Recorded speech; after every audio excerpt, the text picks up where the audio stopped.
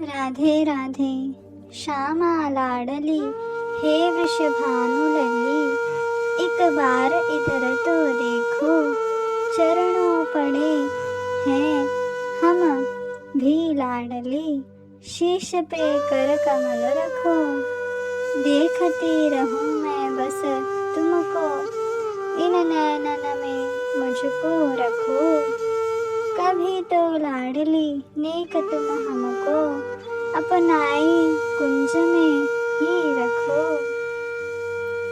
तेरी एक छवि बस चाहूं मैं तो, फिर चाहे जहां भी रखो, तेरे माखन से भी कोमल पद के रजकण ही बना के रखो, तुम अपनाओ या ना हमको, मेरे दिल में तुम ही को रखो। गोलोक में एक सखी अपने अंतरंग सखी से कहती है, हे सखी अब तुम्हें हम क्या कहें कि हम तो लूटी गई री। दूसरी सखी ने कहा, अरे ऐसा क्यों कहती हो सखी, भला हम कैसे लूटी गई, क्या हुआ कहो तो सखी। सखी ने कहा, अरे या वृंदावन में को सुरक्षित रह सके हैं श्याम सुंदर के होते हुए, सखी मेरो तो सब कुछ लूट लीनो यानी। सखी जब हम जमुना तट पे नीर भरन की पाई गई होती ना, तब यानी मुँह पे जादू कर दीनी। दूसरी सखी ने कहा, अच्छा पर जब तोए दूसरी सखियन की पीर को पतो हो तो कि कैसे यानी उन सखियन को बावरा करी दीनियो है, तब तुमने उस जादूगर से नजरें क्यों नहीं बचाई सखी। सखी ने कहा, अरे सखी कहाँ बताऊं, तोए दोष इन नजरों का नहीं मन का है। दूसरी सखी ने कहा, मन मन कैसे दोषी हुआ सखी। तब उस सखी ने कहा, अरे सुन सखी आज तो से बताऊं कि कैसे छलिया ने छल डाल मोहे। पहले तो हाँ बड़े सावधान होती सखियन संग मटुकी शीश पे धारे, प्यारे सखियन ते घर गृहस्थी की बातें करती चली। जैसे जैसे यमुना का तट समीप आया रहो ना सखी, दो मोर मोरनी को जोड़ा नृत्य कर तो देख मना असावधान है कर नाचने लगा। पुनः देखा कि वृंदावन के लता पताएं भी आह्लादित है कर मोरे साथ नृत्य कर रही है। ऐसा मनोरम दृश्य देखते देखते आगे बढ़ी तो हिरणियों को झुंड दिख पड़ा। उनके अंग पर हाथ फेरने का बहुत मन हुआ, पर वे तो हाथ में ही न आए। पश्चात एक वृक्ष पर बैठी कोयल का स्वर सुनकर मन कर रहा था कि आज प्रकृति की छटा देख कर मन इनके प्रेम को अनुभूत कर रहा है। तभी इसी भाव में जब मैं बैठी, तब मेरे कानों में वेणु नाद पड़ा और धीरे से मेरे हृदय को स्पर्श करके कब उस वेणु ने मेरा मन चुरा लिया मुझे पता ही नहीं पड़ा। तब बिना मन के मैं झटपटाने लगी कि मेरा मन कहाँ चला गया। दौड़ती हुई जब मैं यमुना तट पर आई तो क्या देखा, श्याम सुंदर सुंदर पीतांबर धारण किए हुए ललित त्रिभंगी रूप में कदम्ब के वृक्ष तले ठाड़े हैं। अरु हाथ सुंदर वेणु सुशोभित है। ओहो मेरा मन बरबस ही उनकी वेणु मधुर माँ का रसपान कर प्रेम भाव में निमग्न होकर अश्रु के सागर में डूब गया। इस पे उनकी रूप माधुरी, ओहो एक मन कैसे इसे तृप्त कर सकता है। विधाता ने अगर करोड़ मन करोड़ आँखें करोड़ करोड़ कर्ण जो दिए होते तो भी उनकी मधुरिमा का अंत नहीं पा सकता था। उनकी जादू भरी तो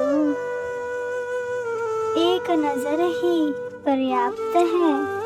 हमारे अंत जन्म से किए हुए सुकृत कर्मों से पार लगाने को सखी अब कहो तुम ही क्या उन आँखों का दोष है या मेरे मन का सखी। दूसरी सखी ने कहा, अरे सखी इसीलिए तो मैं सदा श्री जी की शरण में ही रहती हूँ। वे तो अति करुणामयी हैं, श्री जी को प्रेम को चाहते हैं। ये श्याम सुंदर अगर इस नटवर नागर की टेढ़ी मेढ़ी चाल से लीला से बचना है तो बस एक ही उपाय है, श्री जी के चरण। हमारी श्री जी कभी को सखियन को छलने नाय देवेंगी या छलियाने। तब पुनः टोटते हुए सखी ने कहा, अरे तू भी बड़ी भोरी भारी है। सुन श्री जी तो अति कृपालु है पर बड़ी भोरी है। लाडली जू एक बार श्याम सुंदर बरसाने में लिलिहारिन के भेष में आए। सुंदर सखी के भेष बनाने में तो उन्हें महारत हो गई है। पुनः पुनः वे इस सखी भेष को धारण करते रहते हैं। ओहो क्या कहना, मोहन जब जब भी मोहिनी बन जाते हैं तो स्वयं कृष्ण के सखान को मन भी मचल जातो है। और तो और सखी वे स्वयं भी दर्पण में देखकर भूल जाते हैं कि वे ही श्री कृष्ण हैं। वो तो उसी सभी सखी भाव में स्वयं को मानने लगते हैं। ऐसा भेष धरकर लीला गोदने वाली के रूप में पूरे बरसाने घूमने लगी। सभी ने कहा कि हमें लीला गोद के दिखाओ तो कहने लगे, अरे बरसाने वाली सखियों, हाँ तो दिव्य धाम से यहाँ की रानी के लिए ही आई हूँ। उन्हीं के श्री अंग पर दिव्य लीला को प्रकट करूंगी। तब सभी ने उन्हें बरसाने में ले गई। बरसाने की महल ले आई। अरु श्री जी को बताया। श्री जी ने लालायित होकर कहा, सखी तुम कौन धाम से आई हो? तुम्हारा नाम क्या है? तुम्हारा भरतार कौन है? प्रश्न वाली सुनकर लिलिहारी ने कहा, मैं देवताओं के स्वर्ग से पधारी हूँ। मेरा नाम श्यामाली है और किशोरी जू मेरो भरतार को नहीं, हाँ तो दिव्य हूँ। सुन करके सखियाँ अरु श्री जी आश्चर्य से भर गई। श्री जी ने पुनः वार्तालाप किया। हे सखी, तुम घूंघट में हो ना, मुझे तुम्हारे मुख का दर्शन तो कराओ ना। यहाँ तो केवल हम सब स्त्रियां ही हैं। श्याम सुंदर ने कहा, नहीं नहीं, हाँ ऐसो करूँगी तो आप सब मूर्छित हो जाएंगी, क्योंकि मैं दिव्य धाम से जो हूँ ना, इसलिए। सुनो हे लाडली जू, तुम्हारे श्री अंग में हो लीला गोद दूँ। श्री जी ने कहा, हाँ लिलिहारी, मेरे अंग अंग श्री श्याम सुंदर की लीलाओं को गोद दो। कहते कहते भाव समाधि में जाने लगी। तभी श्याम सुंदर ने संभालते हुए श्री जी को कहा, कौन सी लीला आपको अति प्रिय है? श्री जी तो सोचती ही रह गई, क्योंकि श्याम सुंदर की तो प्रत्येक लीला अति प्रिय है। ललिता ने कही, सखी, श्री जी को रास लीला अति प्रिय है, तुम प्रथम तो वो ही गोद देवो। श्री जी के अंग में जैसे ही वे श्याम सुंदर लीला गोद में ही मारे थे, तभी कमर में अटकाई हुई मुरली गिर पड़ी। मुरली को लगा कि रास लीला का प्रारंभ ही मुझसे होगा, तो उत्सव में वो अधीर रह गई। अरु, यहाँ तो भेद खुल गया। अब तो मुरली को देखकर सभी सखियों और श्री जी को पता चल गया कि वे श्याम सुंदर है।